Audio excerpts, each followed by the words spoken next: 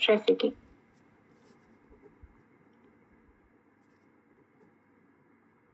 Intracellular trafficking, ठीक है। तो आज हम बात करेंगे इंट्रासेल्युलर ट्रैफिकिंग, या फिर हम इसको क्या बोल सकते हैं, प्रोटीन टारगेटिंग, या फिर हम इसको क्या बोल सकते हैं, शॉर्टिंग, ठीक है, प्रोटीन शॉर्टिंग, ठीक है।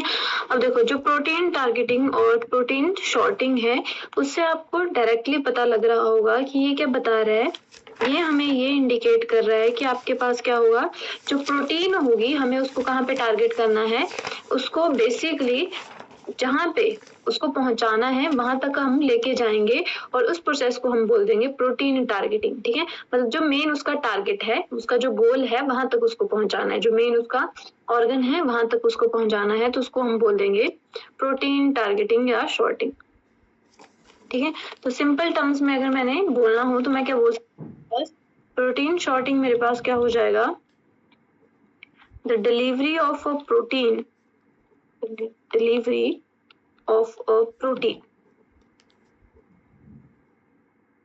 to its specific location, ठीक है। हमने क्या करना है, जो प्रोटीन है उसको उसकी स्पेसिफिक लोकेशन या डेस्टिनेशन, जैसे हम बोलते हैं फाइनल डेस्टिनेशन है, ठीक है, तो जो प्रोटीन की फाइनल डेस्टिनेशन होगी वहां तक पहुंचाएंगे। तो सिंपली मैं इसको लिख सकती हूँ, the delivery of a protein to its final destination, ठीक है। तो प्रोटीन को उसकी फाइनल डेस्टिनेशन तक पहुंचाना, इस प्रोसेस को हम बोल देते हैं प्रोटीन टारगेटिंग और प्रोटीन शॉर्टिंग, ठीक है। अब हमें पता है कि जो हमारे पास ये होगी मेरे पास सेल, ठीक है। सेल में क्या होता है, आपके पास डिफरेंट ऑर्गेनेलीज प्रेजेंट होती है, बीच में क्या होता है, हमारे पास न्यूक्लियस होता है जो डबल मेम्ब्रेन स्ट्रक्चर होता है, तो ये हो गया हमारा न्यूक्लियस, ठीक है, जिसमें डबल मेम्ब्रेन है, बेसिकली न्यूक्लियर एनवलप प्रेजेंट होता है, ठीक है, जिसके बीच में क्या प्रेजेंट होता है, डीएनए प्रेजेंट होता है, ठीक है। तो ये हो गया इसका डीएनए, ठीक है। अब हमें पता है कि जो डीएनए है, यहाँ पे बाहर लिख रही हूँ मैं, ठीक है, जो डीएनए है, डीएनए से आरएनए बनने की प्रोसेस को, आरएनए या डायरेक्ट मैं क्या बोल सकती हूँ, एमआरएनए, ठीक है। एमआरएनए बनने के प्रोसेस को हम क्या बोल देते हैं, ट्रांसक्रिप्शन, है ना, ठीक है। और एमआरएनए से हमारे पास प्रोटीन बनने की प्रोसेस को हम बोल देते हैं ट्रांसलेशन, ठीक है। अब देखो, डीएनए से डीएनए बनने के प्रोसेस को क्या बोल देते हैं हम, रेप्लिकेशन, ठीक है। तो तीन ही प्रोसेसेस हम जनरली पढ़ते हैं, डीएनए से डीएनए बनना रेप्लिकेशन, डीएनए से एमआरएनए बनना ट्रांसक्रिप्शन, और एमआरएनए से प्रोटीन बनना दैट इज द ट्रांसलेशन, ठीक है। तो ये जो रेप्लिकेशन की प्रोसेस है और जो ट्रांसक्रिप्शन की प्रोसेस है, ये दोनों कहाँ पे होती हैं, ये होती हैं न्यूक्लियस के अंदर, ठीक है। तो इनकी लोकेशन पूछी जाए तो कहाँ पे होती है, न्यूक्लियस के अंदर। जबकि अगर मैं ट्रांसलेशन की बात करूं, प्रोटीन सिंथेसिस कहाँ होती है, ये होती है साइटोप्लाज्म, ठीक है। क्योंकि साइटोप्लाज्म में आपके पास क्या पड़ी रहती है, फ्री राइबोसोमल यूनिट्स पड़ी रहती है, ठीक है। राइबोसोम्स प्रेजेंट होंगे, ठीक है। और ये जो यूनिट्स होंगे वो कैसे होंगे, फ्री यूनिट्स होंगी, ठीक है। पहले फ्री फॉर्म में होंगी, जैसे ही एमआरएनए आएगा तब भी उनमें बाइंडिंग होती है, ठीक है। तो हमने क्या बोला कि हमारे पास क्या है, डीएनए है, डीएनए क्या बनाएगा, एमआरएनए बनाएगा, ठीक है। अब ये जो एमआरएनए है, ये मेरे पास, मान लो ये मेरे पास डीएनए है, ठीक है। यहाँ पे जो डीएनए है उससे क्या बन गया, ये मेरे पास बन गया एमआरएनए, ठीक है। अब ये जो एमआरएनए होगा या तो न्यूक्लियस के अंदर ही काम करेगा, ठीक है, या फिर क्या होगा, ये न्यूक्लियर पोर से बाहर आएगा, कहाँ पे आएगा, साइटोप्लाज्म में आएगा एमआरएनए, ठीक है। और इसके साथ क्या होगा, यहाँ पे साइटोप्लाज्म में हो जाएगी ट्रांसलेशन, इसके साथ राइबोसोम बाइंड करेंगे और क्या कर देंगे, ट्रांसलेशन कर देंगे। अब ट्रांसलेशन के बाद क्या होगा, यहाँ पे बन जाएगी प्रोटीन, ठीक है। अब ये जो प्रोटीन बनेगी, ठीक है।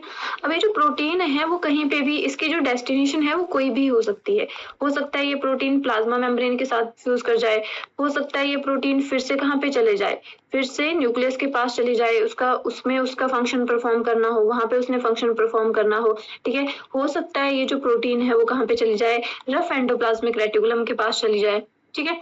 तो आपके पास जो प्रोटीन है उसकी क्या हो सकती है, डिफरेंट डेस्टिनेशन हो सकती हैं। ठीक है, तो प्रोटीन के पास क्या प्रेजेंट हो रहता है, अमीनो एसिड, एक सीक्वेंस प्रेजेंट रहता है, एक सिग्नल मॉलिक्यूल की तरह आप समझ सकते हो कि आपके पास जैसे हम जिस कॉलेज में पढ़ते हैं, स्कूल में पढ़ते हैं, तो हमारे पास आईडी कार्ड होता है, सेम प्रोटीन के पास भी क्या होता है, कुछ सीक्वेंसेस होते हैं जो उसे किसी ऑर्गेनल के लिए क्या कर देते हैं, स्पेसिफाइड कर देते हैं कि वो उसी ऑर्गेनल में जाएगी। इतनी बात क्लियर है आपको? Yes ma'am. ठीक है, ठीक है। अब देखो यहाँ पे मैं आपको थोड़ा सा बताती हूँ। ठीक है, यहाँ पे हम बात करते हैं आपके पास जो हमारे पास प्रोटीन टारगेटिंग होती है वो बेसिकली 2 टाइप की होती है। ठीक है, तो पहले मैं आपको थोड़ा समझाती हूँ, फिर आपको अपने आप ही पता लग गया। ठीक है, अब ये मेरे पास क्या है, राइबोसोम है। ये राइबोसोम की एक स्मॉलर यूनिट है और एक लार्जर सब यूनिट है। ठीक है, तो ये हो गई इसकी स्मॉल यूनिट। ठीक है, ये स्मॉलर सब यूनिट, और ये वाली होगी इसकी लार्जर सब यूनिट। देखो यहाँ पे मैंने न्यूक्लियस की बात करी, तो मैंने ऑब्वियसली यहाँ पे बात किसकी हो रही है, यहाँ पे मेरे पास हो रही है बात यूकैरियोटिक सेल की। ठीक है, और यूकैरियोटिक सेल में जो राइबोसोम होता है, ठीक है, वो कितना होता है हमारे पास 80s होता है। ठीक है, जिसमें जो स्मॉलर यूनिट होगी वो कितनी होती है, 40s होती है, और जो लार्जर यूनिट होती है वो 60s होती है ना, टोटल हो गया 40। ठीक है, अब देखो जब क्या होती है, ट्रांसलेशन होती है। अब हम किसकी बात कर रहे हैं, जब यहाँ पे क्या होता है, जब आपके पास न्यूक्लियस से mRNA आता है। ठीक है, तो मान लो ये मेरे पास mRNA है। ठीक है, तो जब न्यूक्लियस से mRNA आता है तो सबसे पहले उसको कौन सी यूनिट एनकाउंटर करती है, तो सबसे पहले उसके पास आती है स्मॉलर सब यूनिट। ठीक है, तो सबसे पहले जो mRNA है वो किसके साथ इंटरेक्ट करता है, स्मॉलर सब यूनिट के साथ इंटरेक्ट करता है। ठीक है, उसके बाद अटैच कर जाती है लार्जर सब यूनिट। ठीक है, तो ये हमें पता है, तो इसमें मैं नहीं लिख रही हूँ। अब जो लार्जर सब यूनिट्स होती है उनमें 3 साइट्स होती हैं। है, एक को हम बोलते हैं ई साइट। ठीक है, एक को हम बोलते हैं पी साइट। यहाँ से ई मतलब एग्जिट वाली साइट। ठीक है, पी मतलब जो पेप्टाइड बॉन्ड बनाएगी, और ए मतलब अमाइनो एसिड साइट। ठीक है, ऐसी साइट ए साइट वो साइट है जहाँ पे क्या होगा, जो नया टीआरएनए है। ठीक है, यहाँ पे क्या होगा, जो टीआरएनए है, यहाँ पे मैं टी लिख देती हूँ। ठीक है, टीआरएनए क्या करेगा, जो चार्ज टीआरएनए है वो कोई ना कोई अमाइनो एसिड लेके आएगा, क्योंकि अमाइनो एसिड से क्या बनेगा आपके पास, प्रोटीन बनेगी। ठीक है, तो जो चार्ज टीएनए है वो सबसे पहले अमाइनो एसिड को पकड़ के कहाँ पे आता है, ए वाली साइड पे आता है। ठीक है, फिर ये कहाँ पे शिफ्ट होगा, पी वाली साइड पे शिफ्ट होगा। ठीक है, और यहाँ पे मेरे पास जो प्रोटीन शिफ्ट हो जाएगा वो यहाँ पे हो जाएगा। ठीक है, यहाँ पे वो बॉन्ड फॉर्म कर लेगा। अब कॉन्टिन्यूटी में क्या होता जाएगा, नया अमाइनो एसिड आता जाएगा, और मेरे पास क्या होगा, पी साइड पे ऐसे पेप्टाइड चेन बनती जाएगी। ठीक है, अब मेरे पास जो टीआरएनए है वो किसको रीड कर रहा है, मेरे पास टीआरएनए एमआरएनए को रीड करता है। ठीक है,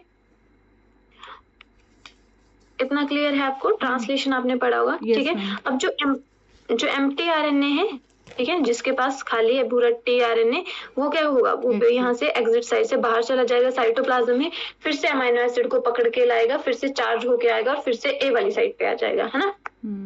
इतना क्लियर है? ठीक है, इसमें जो रोटेशन होता है वो पी और ए साइड का ही होता है।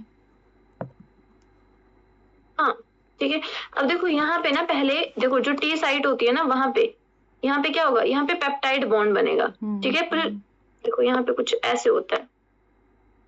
आपके पास ये स्मॉलर यूनिट है और एक लार्ज सब यूनिट है। ठीक है, अब मैंने क्या बोला, यहाँ पे 3 साइट्स है। ठीक है, अब यहाँ पे मान लो मेरे पास कोई भी टीआरएनए आया, पिंक कलर में बनाती हूँ, ये आ गया मेरे पास टीआरएनए, और इसके पास क्या है, कोई अमाइनो एसिड है। ठीक है, तो ये क्या करेगा, कोड कर पड़ेगा यहाँ पे। ठीक है, अब ये यहाँ पे हो जाएगा शिफ्ट। ठीक है, तो मतलब अब मेरे पास ये सिनेरियो है। ठीक है, इसके पास क्या, अब यहाँ पे टीआरएनए है, ठीक है, और ये खाली है, तो इसके पास क्या आएगा, अब दूसरा टीआरएनए आ जाएगा सेम टाइम पे।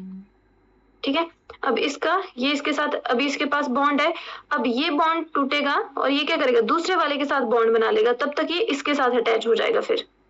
ठीक है, फिर ये वाला फ्री हो जाएगा यहाँ पे आके। समझ आ रही है बात? Yes ma'am, yes ma'am.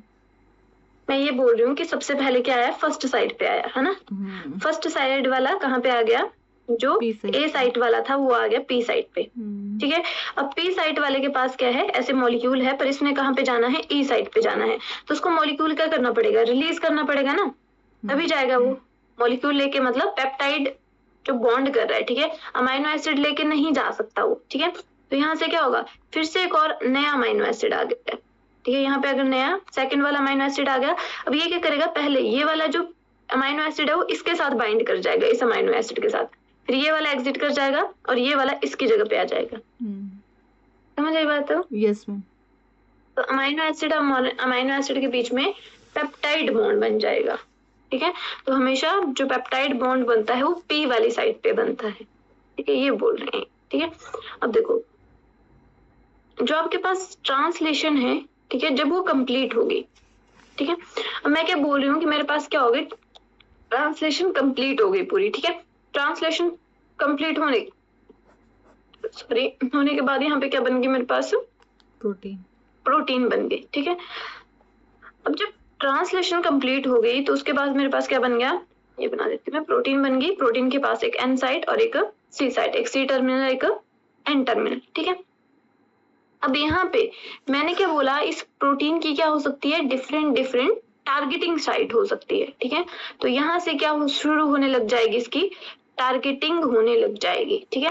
अब मान लो ये जो प्रोटीन है उसने कहाँ पे जाना है, अगर उसने न्यूक्लियस के पास जाना है, ठीक है, या फिर उसने माइटोकॉन्ड्रिया के पास जाना है, ठीक है, या फिर वो कहाँ जाएगी, मान लो क्लोरोप्लास्ट के पास जाना है, प्लास्ट के पास जाना है, ठीक है, या फिर पर ऑक्सीजोम के पास जाना है, ठीक है, एक्सेट्रा। ये जो मेरे पास मैंने 4 सेल ऑर्गेनेलीज लिखी, ठीक है, एक मैंने न्यूक्लियस, माइटोकॉन्ड्रिया, क्लोरोप्लास्ट और पेरोक्सिसोम, ठीक है। इनके पास जो प्रोटीन जाएगी, ठीक है, वो सिर्फ इनके पास ही रहेगी, ठीक है। मतलब ये जो आपके पास मॉलिक्यूल्स होंगे वो फर्दर प्रोटीन को सिक्रीट नहीं करेंगे।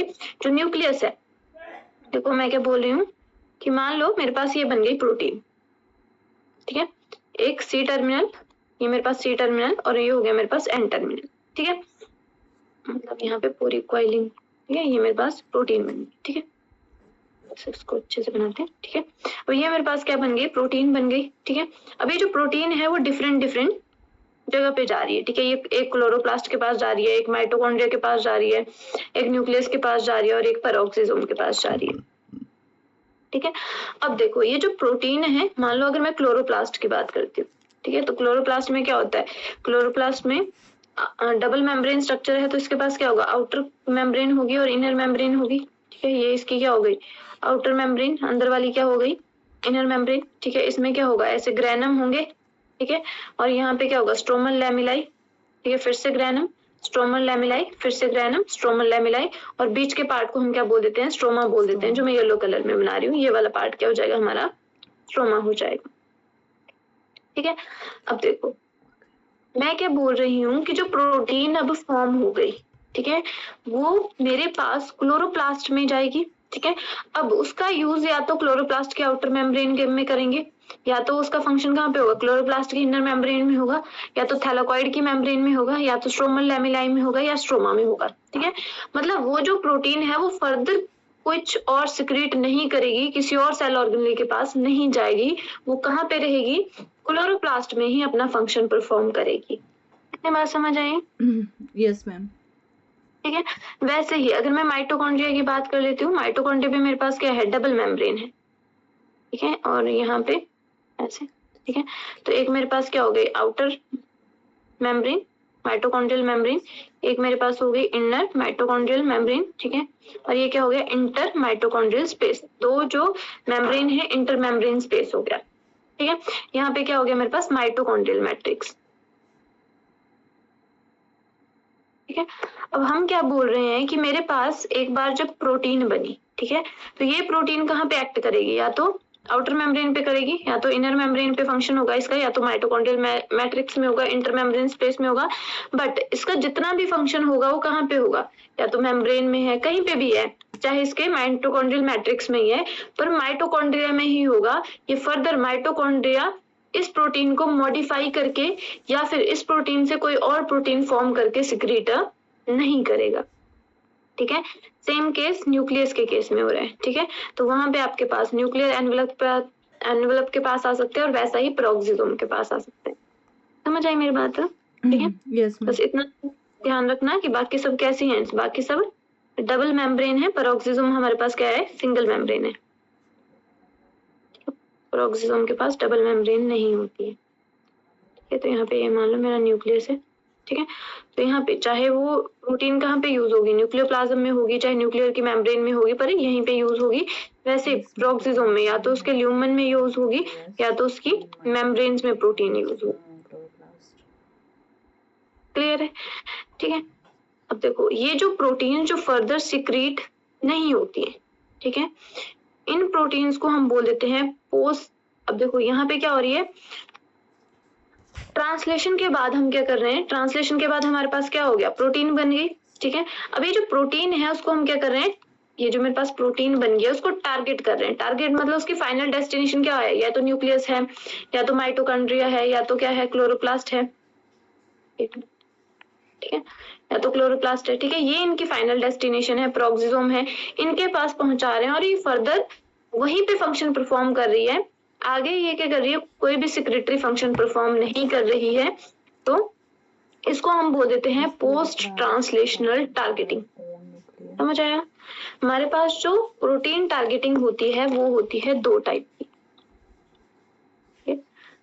प्रोटीन जो टारगेटिंग होती है वो होती है टू टाइप की, ठीक है। फर्स्ट जो मैंने आपको अभी समझाई, ठीक है, पोस्ट ट्रांसलेशन मतलब ट्रांसलेशन हो चुकी है, ठीक है, पोस्ट ट्रांसलेशन टारगेटिंग, ठीक है, कि जब आपके पास प्रोटीन बन गई, ट्रांसलेशन हो गई, प्रोटीन बन गई, उसके बाद हम क्या कर रहे हैं, जो प्रोटीन है उसको उसकी डेफिनेट या स्पेसिफिक लोकेशन के पास लेके जा रहे हैं, उसको हम बोलते हैं पीटीटी, पोस्ट ट्रांसलोकेशनल टारगेटिंग, ठीक है। और इसको क्या बोला जाता है, non secretory pathway, non secretory pathway. अब इसको नॉन सिक्रेटरी पाथवे क्यों बोला, क्योंकि क्या कर रहा है, ये फर्दर वहीं पे फंक्शन परफॉर्म कर रही है। जो प्रोटीन है वो फर्दर ना तो वेसिकल बना रही है ना कुछ बना रही है, कहीं फ्यूज नहीं हो रही है, फर्दर कोई चीज सिक्रेट नहीं कर रही है। तो इसको हमने क्या बोल दिया, नॉन सिक्रेटरी पाथवे और पीटीटी, ठीक है। और आपको ये याद रखना है कि जो नॉन सिक्रेटरी पाथवे है और पीटीटी है, ठीक है, वहां पे जो प्रोटीन टारगेटिंग होती है वो कहाँ पे होती है, या तो न्यूक्लियस के पास होगी, एक nucleus, mitochondria, chloroplast and peroxisome.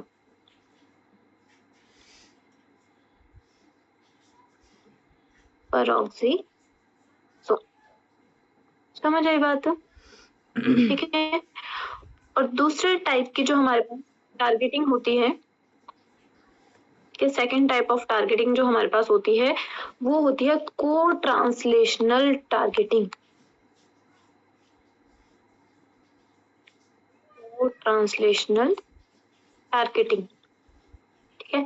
अब ऑब्वियस है, इसको हम क्या बोल देंगे, उसको नॉन सिक्रेटरी बोल दिया तो इसको हम बोल देंगे सिक्रेटरी टारगेटिंग, ठीक है। अब देखो सिक्रेटरी टारगेटिंग में क्या होगा, यहाँ पे ये मेरे पास राइबोसोम है, ये स्मॉलर यूनिट, ये लार्जर यूनिट, ठीक है। और यहाँ पे सेम है, यहाँ पे क्या है मेरे पास mRNA है, ठीक है। और जो आपके पास यहाँ पे जो यूनिट्स हैं उनके पास क्या है, तीन साइट्स हैं, ठीक है, एक A साइट है, एक P साइट है और एक E साइट है। ये हो गया मेरा mRNA, ठीक है, एक हो गया 5' एंड और एक हो गया मेरा 3' एंड, ठीक है। अब यहाँ पे क्या होगा, जो ट्रांसलेशन होगी, ठीक है। अब देखो ट्रांसलेशन कहाँ पे स्टार्ट होगी, ए साइड, यहाँ पे हमने ट्रांसलेशन स्टार्ट कर दी, ठीक है। तो हमें पता है न्यूक्लियस, न्यूक्लियस में क्या होता है, डीएनए होता है, डीएनए से एमआरएनए बनेगा, एमआरएनए कहाँ आएगा, साइटोप्लाज्म में। तो जो ट्रांसलेशन होगी वो स्टार्ट हो जाएगी कहाँ पे, साइटोप्लाज्म में। तो हम क्या बोल रहे हैं, ट्रांसलेशन स्टार्ट हो गई, कहाँ पे हो गई, जी स्टार्ट हो गई साइटोप्लाज्म में, ठीक है। अब यहाँ पे जो हमारे पास प्रोटीन बनती है, ठीक है, तो मैं पिंक कलर में बना देती हूँ, ठीक है। पी साइड पे क्या होती है, प्रोटीन की फॉर्मेशन होती है, ठीक है। अब ये जो आपके पास प्रोटीन की जो फॉर्मेशन होती है उसका जो एन टर्मिनल है, ठीक है, वो कौन सी साइड पे होगा, साइटोप्लाज्म में हो रही है तो कौन सी साइड पे इमर्ज रहेगा, वो रहेगा साइटोप्लाज्मिक साइड।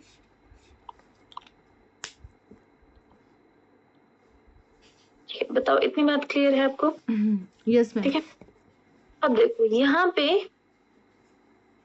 जो मेरे पास ये मेरे पास जो सीक्वेंस है जिसमें मैंने कॉइलिंग शो करी है, जो साइटोप्लाज्मिक की बाहर वाली साइड है, मतलब एक तो आपको राइबोसोम के अंदर दिख रही होंगी यूनिट, ठीक है, और एक मैंने बाहर बनाई है। ठीक है, ये जो एन टर्मिनल होता है साइटोप्लाज्मिक साइड पे, ठीक है, इसके पास क्या प्रेजेंट होता है, इसके पास सिग्नल सीक्वेंस प्रेजेंट होता है। ठीक है, सिग्नल सीक्वेंस प्रेजेंट होता है। ठीक है, एसएस प्रेजेंट होता है। अब ये जो सिग्नल सीक्वेंस है ये बताएगा कि मुझे ये जो प्रोटीन बनेगी, ठीक है, उसको कहाँ पे जाना है। ठीक है, इसको रफ एंडोप्लाज्मिक रेटिकुलम के पास जाना है, इसको प्लाज्मा मेम्ब्रेन के पास फ्यूज होना है। ठीक है, जहां पे भी जाना है तो वो क्या करेगा, बेसिकली यहाँ पे इसके पास क्या रहेगा, सिग्नल सीक्वेंस रहेगा। ठीक है, अब फर्स्ट हमारे पास क्या हो गया, यहाँ पे हमने क्या देखा कि यहाँ पे क्या है, सिग्नल सीक्वेंस है। ठीक है, और एन टर्मिनल किसके साथ ज्वाइन कर रहा है, हमारे साइटोप्लाज्मिक के साथ ज्वाइन कर रहा है। ठीक है, अब देखो जब आपके पास प्रोटीन बन रही है, ठीक है, तो यहाँ पे पी साइड पे क्या हो रही है, प्रोटीन की फॉर्मेशन हो रही है। ठीक है, तो प्रोटीन कैसे बनी होगी, पहले आपके पास यहाँ पे बनाती हूँ मैं, पहले एक अमाइनो एसिड, फिर दूसरा, फिर तीसरा, फिर चौथा, फिर पांचवा, ऐसे छठा, सातवां, आठवां, ऐसे बहुत सारे अमाइनो एसिड जुड़ के। ठीक है, अब मैंने क्या बोला, कुछ जो अमाइनो एसिड्स हैं वो किसकी तरह काम कर रहे हैं, सिग्नल सीक्वेंस की तरह काम कर रहे हैं। ठीक है, अब ये जो सिग्नल सीक्वेंस कहाँ पे इमर्ज होंगे, जब पी साइड से, देखो आधी चीजें तो कहाँ पे, पी साइड के अंदर ही हैं, जब ये पी साइड से इमर्ज हो जाएंगे, ये वाला पार्ट क्या हो गया, पी साइड से इमर्ज हो गया, बाहर को निकल गया है, इमर्जेस इन साइटोप्लाज्म। ठीक है, तो यहाँ पे क्या हो जाएगी, अब सेकेंड स्टेप हमारे पास होगा, ट्रांसलोकेशन स्टॉप हो जाएगी और टारगेटिंग स्टार्ट हो जाएगी। समझ आई बात? ठीक है, तो यहाँ पे क्या हो रहा है, सेकेंड मेरे पास क्या हो जाएगा, अब ट्रांसलेशन क्या हो जाएगी, translation stop and targeting start. ठीक है, मतलब ये जो सीक्वेंस है वो क्या बता रहा है, वो बता रहा है कि मुझे कहाँ जाना है, मुझे साइटोप्लाज्म में नहीं रहना है, मुझे कहीं और जाना है। तो जहां पे उसने जाना है उसके पास क्या होगा, उसका सिग्नल सीक्वेंस होगा। तो अब ट्रांसलेशन जितनी हुई थी उतनी होगी, फिर बंद हो जाएगी। अब क्या स्टार्ट हो जाएगी, टारगेटिंग, कि मतलब इस प्रोटीन को हमने उसके स्पेसिफिक साइट पे पहुंचाना है। इतनी बात क्लियर है? Yes ma'am. ठीक है, अब यहाँ पे मेरे पास मान लो, यहाँ पे मैं बात कर लेती हूँ, यहाँ पे बना रही हूँ मैं रफ एंडोप्लाज्मिक रेटिकुलम। तो ये हो गया मेरा एंडोप्लाज्मिक रेटिकुलम। ठीक है, ये है मेरे पास रफ एंडोप्लाज्मिक रेटिकुलम की मेम्ब्रेन। ठीक है, तो इसके पास क्या होंगे, ऐसे राइबोसोम्स लगे होते हैं। ठीक है, और साथ में ये जो इसका अंदर वाला पोर्शन है इसको हम बोल देंगे ल्यूमेन। ठीक है, अब हमारे पास क्या हो गया, ये जो मेरे पास प्रोटीन है, सेम जो राइबोसोमल यूनिट के साथ पूरी जो प्रोटीन है। ठीक है, मेरे पास क्या हो गया, ये मेरे पास एक स्मॉलर सब यूनिट, एक लार्जर सब यूनिट। ठीक है, और ये एमआरएनए,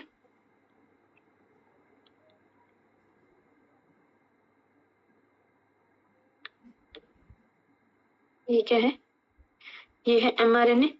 ठीक है, अब ये जो एमआरएनए है हमने क्या बोला है, यहाँ पे 3 साइट्स हैं। कौन कौन सी साइट, ये हमारे पास है पी साइट, पिंक कलर में बनाते हैं थोड़ा दिखेगा आपको। ठीक है, ये है पी साइट, और पी साइट पे क्या बनी है, प्रोटीन बनी है, और यहाँ पे इसका एन वाला टर्मिनल आ जाएगा। समझ आई बात? Yes ma'am. थोड़ा सा आइडिया लगा? ठीक है, इसको अभी हम डिटेल में पढ़ेंगे, पर मैं अभी आपको ऐसे बता रही हूँ। ठीक है, तो यहाँ पे आपके पास क्या आ जाएगी, रफ एंडोप्लाज्मिक रेटिकुलम में एंटर कर जाएगा ल्यूमन में, जो आपके पास एन साइट है। ठीक है, अब यहाँ पे क्या होगी, जो क्या हो गया था, ट्रांसलेशन क्या हो गई थी, स्टॉप हो गई थी।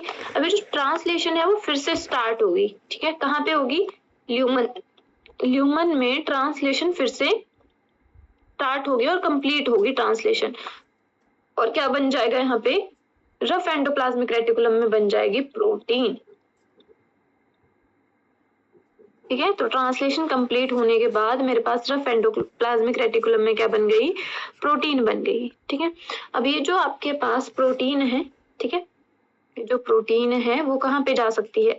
अब जो प्रोटीन है, अब हमारे पास आपने एंडोमेम्ब्रेन सिस्टम पढ़ा है आपने। Yes ma'am. ठीक है, हमारे पास जब हम एंडोमेम्ब्रेन की बात करते हैं, ये होगी मेरे पास सेल। ठीक है, तो एंडोमेम्ब्रेन हमारे पास क्या होते हैं, ऐसी ऑर्गेनेल्स जिनका जो फंक्शन होता है वो कोऑर्डिनेटेड होता है। ठीक है, जैसे मेरे पास ये क्या है, न्यूक्लियस। न्यूक्लियस के बाद हमारे पास सेकंड, ठीक है, जो भी एमआरएनए बनेगा, प्रोटीन बनेगी। ठीक है, साइटोप्लाज्म में वो कहाँ पे आएगी, वो आएगी ऐसे रफ एंडोप्लाज्मिक रेटिकुलम के पास। ठीक है, अभी रफ एंडोप्लाज्मिक रेटिकुलम के बाद क्या होगा, जो प्रोटीन होगी वो कहाँ पे आ जाएगी, गोल्जी अपरेटस के पास आ जाएगी। ठीक है, और गोल्जी अपरेटस के बाद जो प्रोटीन होगी वो क्या बनाएगी, या तो लाइसोसोम बना देगी, प्लांट के केस में वो बहुत बड़ा वैक्यूल बना देगी, मतलब वेसिकल की फॉर्म में प्रोटीन स्टोर कर जाएगी। और ये जो वेसिकल्स होंगे वो क्या कर जाएंगे, बाद में प्लाज्मा मेम्ब्रेन के साथ फ्यूज कर जाएंगे, या तो आउटसाइड द सेल अपना फंक्शन परफॉर्म करेंगे। ठीक है, तो जो मेम्ब्रेन्स का फंक्शन क्या होता है, कोऑर्डिनेटेड होता है। जैसे एंडोप्लाज्मिक रेटिकुलम हो गया, गोल्जी अपरेटस हो गया, ठीक है, गोल्जी अपरेटस या कॉम्प्लेक्स हो गया, लाइसोसोम हो गया। ठीक है, इन सबको हम क्या बोल देते हैं, इनको हम बोलते हैं एंडोमेम्ब्रेन सिस्टम। मींस क्या है, ये एक दूसरे के साथ कोऑर्डिनेट करके काम करती हैं। सेम अब यहाँ पे हम देखेंगे, मेरे पास क्या होगा, जो प्रोटीन बनेगी। ठीक है, अब वहां कहाँ से अब देखो, ये जो मेरे पास रफ एंडोप्लाज्मिक रेटिकुलम में जो प्रोटीन बनेगी, अब ये कहाँ पे जाएगी, ये जाएगी गोल्जी के पास। ठीक है, गोल्जी के बाद जाके क्या करेगी, ये या तो लाइसोसोम के पास जाएगी, मतलब या तो लाइसोसोम बनाएगी। ठीक है, इसलिए कई बार क्वेश्चंस भी आता है कि लाइसोसोम आर ओरिजिनेटेड फ्रॉम, तो कहाँ से ओरिजिनेट होते हैं, गोल्जी कॉम्प्लेक्स से ओरिजिनेट होते हैं। ठीक है, तो यहाँ पे लाइसोसोम में भी क्या है, हाइड्रोलाइटिक एंजाइम्स हैं, और एंजाइम्स क्या है, बेसिकली प्रोटीन्स हैं। ठीक है, या तो लाइसोसोम में जाएगी या फिर किसके साथ फ्यूज हो जाएगी, पीएम मतलब प्लाज्मा मेम्ब्रेन के साथ फ्यूज हो जाएगी। ठीक है, तो यहाँ पे क्या हो रहा है, एक जो आपके पास, एक जो देखो यहाँ पे एक जो ऑर्गेनेली है वो तो क्या कर रही है, दूसरी को जनरेट कर रही है, मतलब प्रोटीन बना रही है, और किसके पास दे रही है, दूसरी ऑर्गेनेल के पास दे रही है, दूसरी तीसरी के पास दे रही है, और तीसरी प्लाज्मा मेम्ब्रेन या आउटसाइड द सेल में दे रही है। ठीक है, तो एक सिक्रीट कर रही है वेसिकल, फिर दूसरी वेसिकल सिक्रीट करेगी, फिर तीसरी वेसिकल सिक्रीट करेगी। ठीक है, तो यहाँ पे मेरे पास, इसलिए इस पाथवे को हम क्या बोल देते हैं, सिक्रीटरी पाथवे बोल देते हैं। बात समझ आई। तो ये प्रोटीन मैम वेसिकल के थ्रू ट्रांसफर हो रही है अदर ऑर्गेनेल्स में। अगर मैं आपको सिंपल टर्म्स में बताऊं तो मेरे पास क्या था, राइबोसोम था। ठीक है, राइबोसोम क्या करता है, प्रोटीन सिंथेसिस करता है ना। ठीक है, तो राइबोसोम के बाद जो प्रोटीन है, ठीक है, उसके पास क्या है, सिग्नल सीक्वेंस है, तो कहाँ पे जाएगी, पहले रफ एंडोप्लाज्मिक रेटिकुलम में, फिर रफ एंडोप्लाज्मिक रेटिकुलम के पास कहाँ पे जाएगी, वो गोल्गी बॉडीज में, गोल्गी कॉम्प्लेक्स में। ठीक है, अब यहाँ पे जो रफ एंडोप्लाज्मिक रेटिकुलम से जो प्रोटीन होगी वो गोल्जी कॉम्प्लेक्स में जाएगी, वो किसके थ्रू जाएगी, वेसिकुलर ट्रांसपोर्ट के थ्रू। ठीक है, मतलब छोटी छोटी वेसिकल्स बन जाएंगी, पैकेजिंग, ऐसे पैकेजिंग में जाएगी। ठीक है, इसको हम बोलते हैं वेसिकुलर ट्रांसपोर्ट। ठीक है, उसके बाद कहाँ पे चलेगी, गोल्जी कॉम्प्लेक्स के पास। अब जो गोल्जी कॉम्प्लेक्स है, ठीक है, उससे जो प्रोटीन है वो कहाँ पे जाएगी, दो जगह पे बोला मैंने, या तो लाइसोसोम के पास जाएगी, या फिर कहाँ पे जाएगी बोला जी, प्लाज्मा मेम्ब्रेन के पास जाएगी। ठीक है, तो अगर ये लाइसोसोम के पास जा रही है, ठीक है, तो इसको हम बोल देते हैं ट्रांसपोर्ट वेसिकल, ट्रांसपोर्ट वेसिकल्स।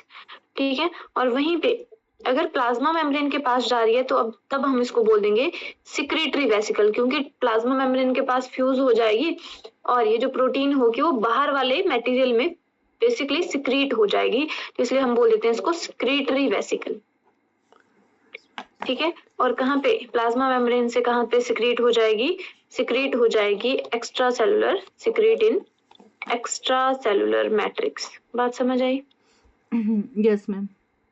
ठीक है, तो मतलब एक क्या कर रहा है, जैसे राइबोसोम ने क्या किया, राइबोसोम ने थोड़ा सा जो सीक्वेंस बनाया, ठीक है, उसके बाद जो प्रोटीन थी उसको कहाँ पे भेज दिया, रफ एंडोप्लाज्मिक रेटिकुलम के पास। अब रफ एंडोप्लाज्मिक में क्या किया, कंप्लीट प्रोटीन तो बना दी, ठीक है, पर उसको क्या किया, वेसिकल की फॉर्म में पैक किया और ट्रांसपोर्ट कर दिया गोल्गी कॉम्प्लेक्स के बाद, ठीक है।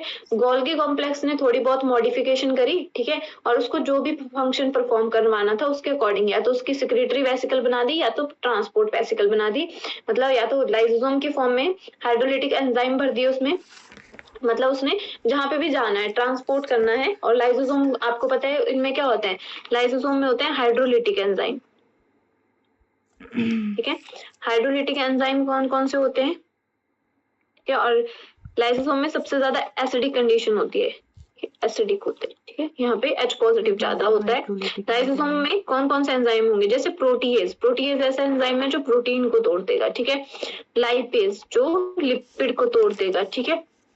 न्यूक्लियस, ये एंजाइम प्रेजेंट होते हैं, इसलिए क्या करेगा जो गोल्गी कॉम्प्लेक्स है वो ट्रांसपोर्ट वेसिकल बनाएगा, मतलब जो लाइसोसोम की फॉर्मेशन करेगा, और ये जो लाइसोसोम है वो वहां पे ट्रांसपोर्ट होगा जहां पे इसने किसी सेल का क्या करवाना हो, जो वर्न आउट सेल है, पुरानी सेल है, उसका क्या करवाना हो, डाइजेशन करवाना हो, वहां पे भेज देगा उसको, इसलिए क्या बोल दिया उसको, ट्रांसपोर्ट वेसिकल।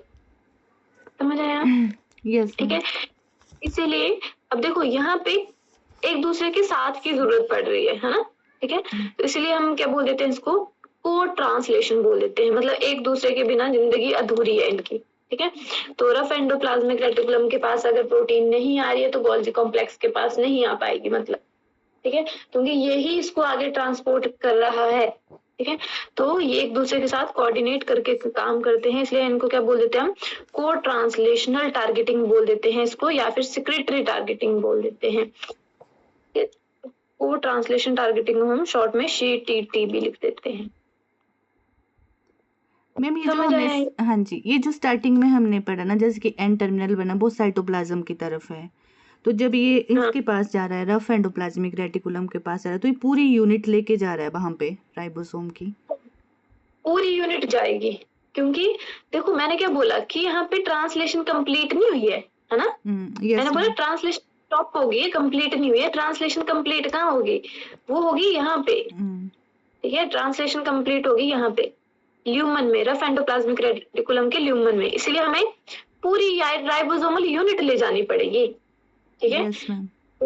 बिना राइबोसोम के तो हम ट्रांसलेशन कर ही नहीं पाएंगे, और जब क्या होगा, प्रोटीन सिंथेसिस पूरी हो जाएगी, उसके बाद मेरे पास ये जो 2 यूनिट्स होंगी ना राइबोसोम की, वो क्या हो जाएंगी, डिटैच हो जाएंगे, एक दूसरे से डिसोशिएट हो जाएंगी, क्योंकि आपके पास जो राइबोसोम्स होता है ना वो कभी भी साइटोप्लाज्म में कंबाइंड फॉर्म में नहीं होता है, ठीक है, राइबोसोम्स फ्री रहता है, ठीक है, मतलब इसकी लार्जर सब यूनिट अलग जगह पे रहेगी, थोड़ा ऐसे बनाते हैं, इसकी लार्जर सब यूनिट अलग जगह पे रहेगी और स्मॉलर सब यूनिट अलग अलग रहेंगे ये, ठीक है। और जब क्या आएगा, mRNA आएगा, तो सबसे पहले इसको स्मॉलर सब यूनिट काउंटर करेगी, ठीक है, उसके बाद अपने आप ही क्या जाएगी, लार्जर सब यूनिट आ जाएगी, क्योंकि क्या मिल रहे हैं वहां पे, देखो mRNA पे क्या मिलते हैं, कोडोन मिलते हैं, और जो tRNA है, ठीक है, यहाँ पे क्या मिलते हैं, 3 साइट्स मिलती हैं, ठीक है, A, P और E, ठीक है। तो जो tRNA है, चार्ज्ड tRNA, ठीक है, उस पे क्या होता है, एंटीकोडोन साइड होती है, जो किसके सिमिलर होगी, अब इसके साथ जो mRNA के साथ क्या कर देगी, बॉन्ड बना देगी, ठीक है। tRNA का स्ट्रक्चर क्लियर है आपको? Yes ma'am. ठीक है, अब देखो क्वेश्चन, देखो सिंपल सा क्वेश्चन आएगा, देखो क्वेश्चन है आपके पास, लिख देती हूँ मैं, चलो, fluorescently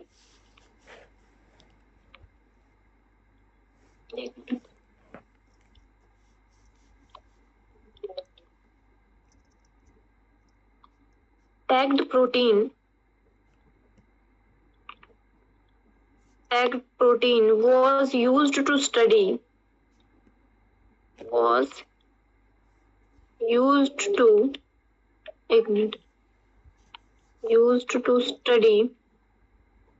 protein secretion in yeast,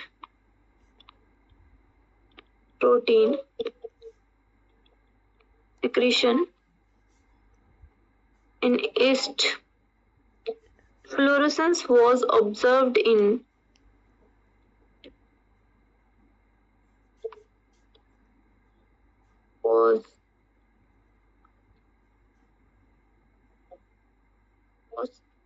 observed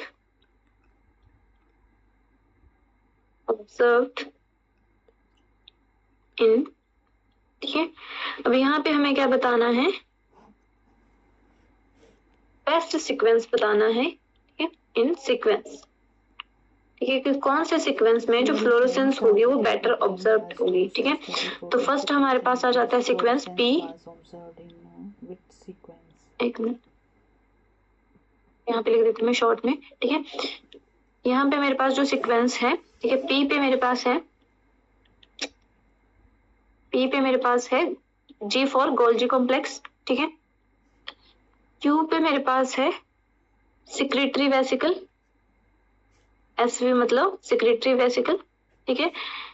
के बाद आर, आर पे मेरे पास है that is the rough endoplasmic reticulum, ठीक है। तो सीक्वेंस बताना है। अब देखो फ्लोरोसेंस कैसे कैसे बढ़ेगी, देखो अगर हमने किसी प्रोटीन को टैग कर दिया है, ठीक है, तो फ्लोरोसेंस जहां जहां वो जाएगा वहां वहां हमें फ्लोरोसेंस दिखाई देगी। तो ये बोला है कि सबसे पहले आपको कहाँ फ्लोरोसेंस दिखेगी, समझ आया क्वेश्चन आपको?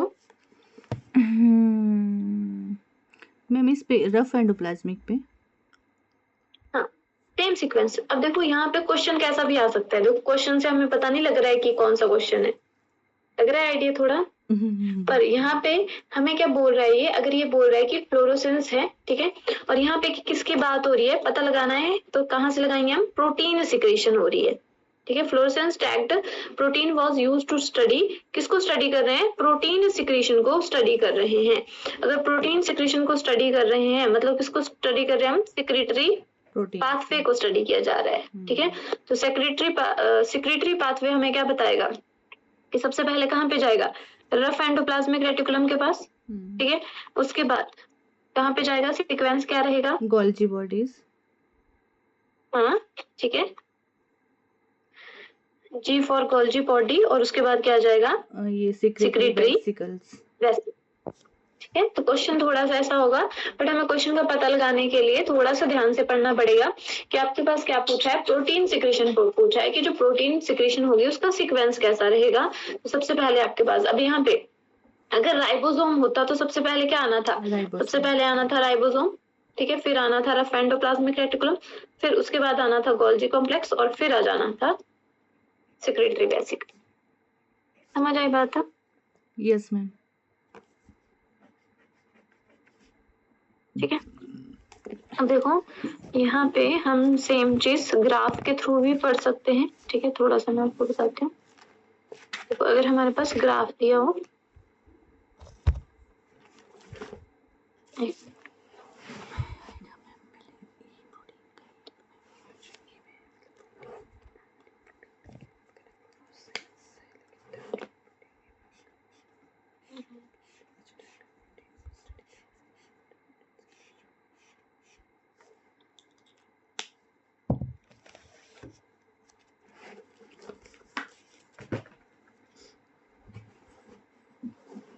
यहाँ पे ये यहाँ पे 0 और ये यहाँ पे 0, ठीक है। यहाँ पे हम बात कर लेते हैं किसकी, एक्स एक्सिस पे हमारे पास आ जाता है टाइम, ये मेरे पास हो गया टाइम, ठीक है। और वाई एक्सिस पे मैं बात कर लेती हूँ यहाँ पे जीएफ की, ठीक है। तो यहाँ पे मेरे पास फ्लोरोसेंस प्रोटीन है, ठीक है, और इसका पूरा नाम होता है VSPG JFP, ठीक है। तो ये मेरे पास क्या है, फ्लोरोसेंस प्रोटीन है, ठीक है। अब देखो फ्लोरोसेंस प्रोटीन है तो सबसे पहले हमें फ्लोरोसेंस कहाँ पे देखने को मिलेगी, अगर मैं कॉम्प्लेक्सेस की बात करती हूँ, ठीक है। तो यहाँ पे हमारे पास कुछ टोटल जो इसकी फ्लोरोसेंस है वो ऐसी मान लो, टोटल इसकी ये फ्लोरोसेंस है, ठीक है। तो सबसे पहले हमें फ्लोरोसेंस कहाँ पे देखने को मिलेगी, तो यहाँ पे हमारे पास मान लो ऐसे ग्राफ दिए, ठीक है, ये ग्राफ दिया है, ठीक है। उसके बाद मेरे पास सेकंड ग्राफ दिया है, और उसके बाद ये है थर्ड ग्राफ, ठीक है। थोड़ा सा एक मिनट, ये हो गया मेरे पास थर्ड ग्राफ, ठीक है। अगर मेरे से पूछा है कि मेरे पास ये x है, ये y है, ये z है, तो मैं क्या बता सकती हूँ इनके, ठीक है। और क्या पूछा है, जो फ्लोरोसेंस है उसमें भी आपके पास सिक्रेटरी प्रोटीन का सीक्वेंस बताना है या प्रोटीन सिक्रेटरी पाथवे का सीक्वेंस बताना है, ठीक है। तो हमें क्या पता है, सबसे पहले फ्लोरोसेंस किसके पास आएगी, जहाँ पे प्रोटीन जाएगी तो सबसे पहले एक्स किसको रिप्रेजेंट करेगा, एक्स करेगा रफ एंडोप्लाज्मिक रेटिकुलम को, ठीक है। वाई किसको रिप्रेजेंट करेगा, गोल्जी कॉम्प्लेक्स को, ठीक है। और जो जेड है, ठीक है, वो किसको रिप्रेजेंट करेगा, सबसे अगर बाद में आ रहा है तो वो किसको रिप्रेजेंट करेगा, या तो प्लाज्मा मेम्ब्रेन को या तो लाइसोसोम, ठीक है। तो हमें यहाँ से थोड़ा बहुत, कई बार आपके पास ग्राफ पूछा जाता है तो उसमें एक्स वाई जेड करके होता है, ठीक है। तो फ्लोरोसेंस हमें अब जहां जहां पे प्रोटीन जाएगी वहां वहां पे हमें फ्लोरोसेंस दिखाई देगी, ठीक है।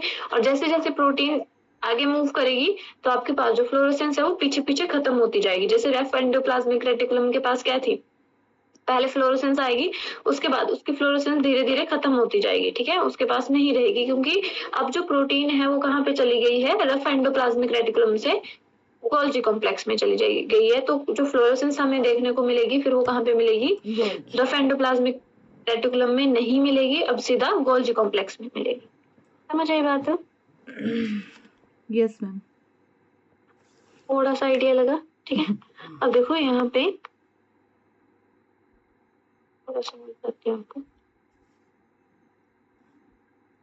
अब देखो ये हो गया न्यूक्लियस, ठीक है, और ये हो गया मेरे पास रफ एंडोप्लाज्मिक रेटिकुलम। एक मिनट, ठीक है। और यहाँ पे रफ एंडोप्लाज्मिक रेटिकुलम है तो क्या होगा, इसके सरफेस पे ऐसे राइबोसोम्स प्रेजेंट होंगे, ठीक है। और ये हो गया मेरे पास गोल्जी कॉम्प्लेक्स, ठीक है। अब देखो यहाँ पे हम दो चीजों की बात कर रहे हैं। एक मैं बताती हूँ आपको, फेट ऑफ सिक्रीटरी प्रोटीन या सिक्रीटेड प्रोटीन, ठीक है। तो यहाँ पे मान लो मेरे पास क्या है, नॉर्मल सिक्रीशन हो रही है,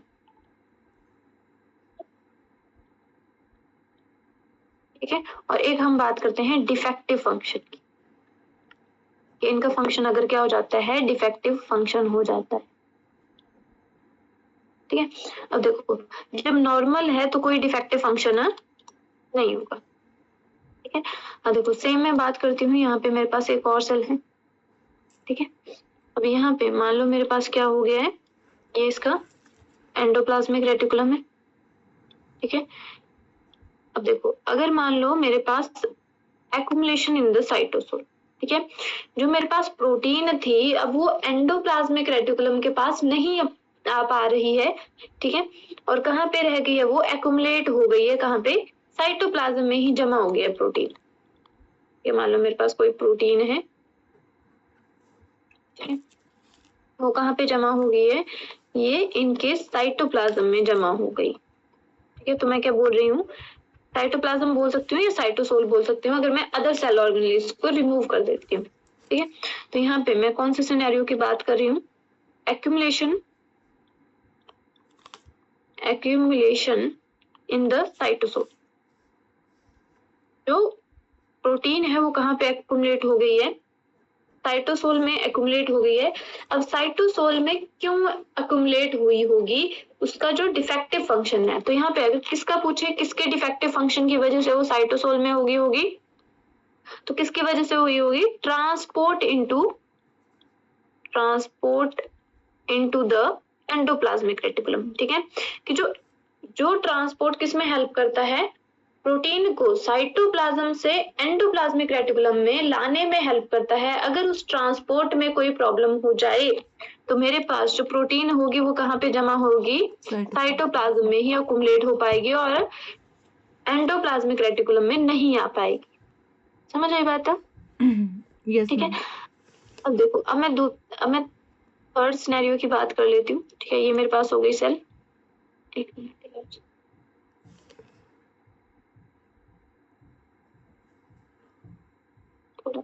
ये हो गई मेरे पास सेल, ठीक है। अब हम क्या बोल रहे हैं, ये हो गया इसका एंडोप्लाज्मिक रेटिकुलम, ठीक है। कि अब सेल जो आपके पास प्रोटीन है वो एंडोप्लाज्मिक रेटिकुलम में तो आई है, ठीक है, पर यहाँ पे ही जमा हो गई है, वो बाहर नहीं जा पा रही है, प्रोटीन यहाँ पे ही जमा हो गई है साथ, ठीक है।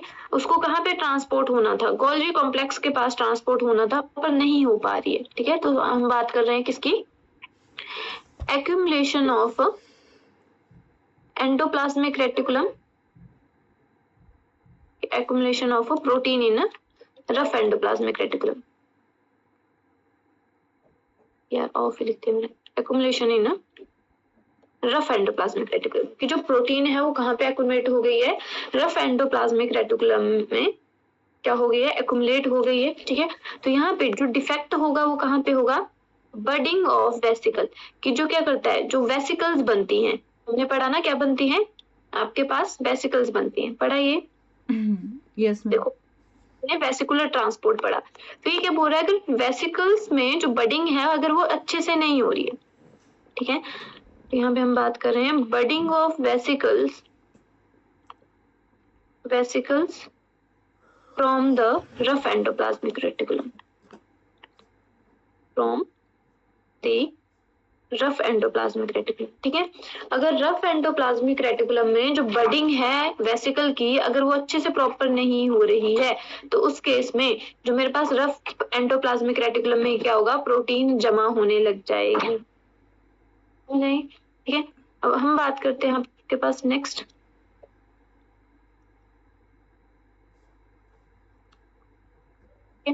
ये मेरे पास प्रोटीन है। ठीक है, अब जो प्रोटीन है वो कहाँ पे एक्यूमुलेट हो गई है, ठीक है, accumulation in endoplasmic reticulum to Golgi transport vesicle में ही। ठीक है, ये मेरे पास क्या है, एंडोप्लाज्मिक रेटिकुलम है, ठीक है, और ये मेरे पास गोल्जी कॉम्प्लेक्स है। ठीक है, अब इन दोनों के बीच में बनती है, व्हाइट कलर में जो मैं बना रही हूँ वो है ट्रांसपोर्ट वेसिकल। ठीक है, ज्यादा मोटी बन गई तो ये क्या है मेरे पास, ट्रांसपोर्ट वेसिकल। ठीक है, तो यहाँ पे लिख देती हूँ मैं इसको, टीवी मतलब ट्रांसपोर्ट वेसिकल। ठीक है, तो यहाँ पे हम बात कर रहे हैं अगर यहाँ पे जमा हो जाती है प्रोटीन और आगे ट्रांसपोर्ट नहीं हो पा रही, ठीक है, accumulation in endoplasmic reticulum to Golgi transport vesicle, transport vesicle. ठीक है, तो यहाँ पे जो डिफेक्ट होगा, पूछा जाए डिफेक्ट कहाँ पे है, तो जो डिफेक्ट होगा वो किसमें होगा, फ्यूजन में होगा। ठीक है, किसमें डिफेक्ट होगा, fusion of transport vesicles with Golgi. ठीक है, कि जो ट्रांसपोर्ट वेसिकल हैं वो गोल्जी के साथ फ्यूज ही नहीं हो पा रही हैं। ठीक है, उसके बाद हम बात कर लेते हैं आपके पास next,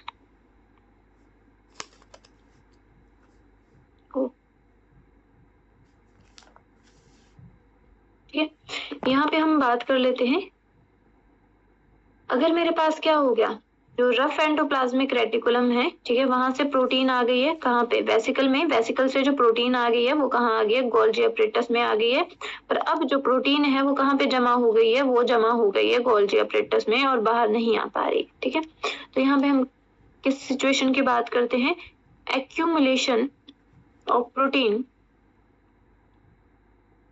accumulation of protein in Golgi. ठीक है, अगर गोल्गी में क्या हो रही है, एक्यूमुलेशन हो जा रही है, ठीक है, तो डिफेक्ट कहाँ पे होगा, डिफेक्ट पूछा जाए, डिफेक्ट होगा transport from Golgi to secretory vesicle. ये तो डिफेक्ट कहाँ पे होगा, ट्रांसपोर्ट में, ट्रांसपोर्ट फ्रॉम, ठीक है, जो कहाँ से ट्रांसपोर्ट होता था, गोल्जी से टू सिक्रेटरी वेसिकल। गोल्जी क्या बनाता है हमारे पास, सिक्रेटरी वेसिकल्स बनाता है। ठीक है, तो उनके ट्रांसपोर्ट में क्या हो गया, प्रॉब्लम हो गई है, उनकी फॉर्मेशन नहीं हो पा रही है, इसकी वजह से जो गोल्जी अपरेटस है वहीं पे प्रोटीन क्या हो गई है, जमा हो गई है। ठीक है, और क्लास 5 की हम बात करते हैं लास्ट में।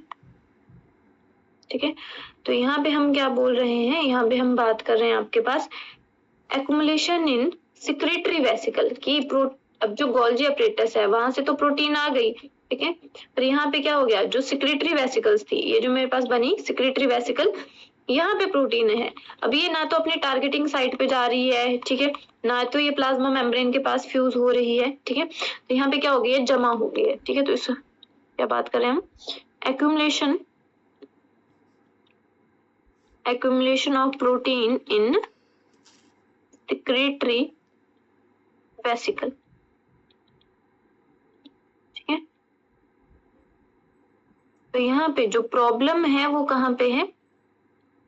अगर इनमें एक्युमुलेशन हो गया तो ट्रांसपोर्ट में प्रॉब्लम है कि मेरे पास जो ट्रांसपोर्ट नहीं हो पा रहा है, transport from secretory vesicle to, कहाँ पे जाना था इनको? सिक्रेटरी वेसिकल जाती है प्लाज्मा मेम्ब्रेन के पास, तो सेल सरफेस कहाँ पे नहीं जा पा रही हैं, ये ट्रांसपोर्ट नहीं हो रही हैं सेल सरफेस, जिसको हम क्या बोल देते हैं? Plasma membrane. समझ ये बात? ठीक है, यस मैम। थोड़ा सा टेढ़ा हो गया ये, ठीक है। पर आपके पास, हमारे पास क्या होते हैं, अब यहाँ से हमें क्या पता लग गया, अगर आपके पास सेक्रेटरी इन फंक्शन, इन सब का फंक्शन कैसा है? कोऑर्डिनेटरी फंक्शन है। तो अगर एक काम नहीं कर पा रही है तो दूसरी भी काम नहीं करेगी, एक जगह पे एक्युमुलेशन हो जाएगी। जहां पे एक्युमुलेशन हो जाएगी मतलब या तो उसके ट्रांसपोर्ट में दिक्कत है या तो वो वेसिकल नहीं बना पा रहा है, ठीक है। तो ये हमारे पास क्या हो जाएंगे? डिफेक्ट हो जाएंगे। क्लियर है इतना? Yes ma'am. ठीक है। बाकी आपको उसका राइबोसोम का पता है? राइबोसोम हमारे पास में दो सब यूनिट होती हैं, प्रोकैरियोट्स और यूकैरियोट्स में, यस है ना? मैम। ठीक है, दोनों का क्लियर है आपको? ठीक है, नहीं होगा तो कल मैं थोड़ा सा बता दूंगी, और बाकी हम आगे कंटिन्यू करेंगे कि जो सिग्नलिंग है वो होती कैसे है प्रॉपरली। समझ आया आपको थोड़ा बहुत? Yes ma'am. आइडिया लग? Yes ma'am. ठीक है, okay, thank you, that's all for thank you ma'am. Today.